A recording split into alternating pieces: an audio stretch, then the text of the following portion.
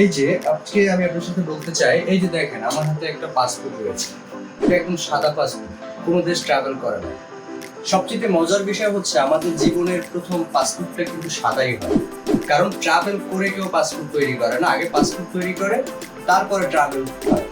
এখন মেন বিষয় হচ্ছে আমাদের একটা কথা প্রচলিত রয়েছে যে সাদা পাসপোর্টে নাকি কোনো দেশে বাংলাদেশিদের স্পেশাল ভিসা দেয় না। তাদের জন্য আজকে আমার এই ভিডিও। আপনারা জানেন সাদা পাসপোর্টে শ্রীলঙ্কা, চায়না, ফিলিপাইন এবং মালয়েশিয়ার মতো দেশে আপনি ভিসা করতে পারেন নির্দ্বিধায়।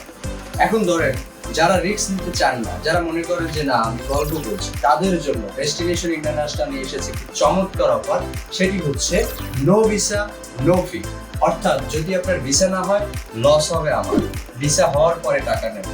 সুতরাং আপনারা যারা ফ্রেশ পাসপোর্টে ভিসা করতে ভয় পাচ্ছেন, তারা আজই যোগাযোগ করুন আমাদের দেয়া নাম্বারে।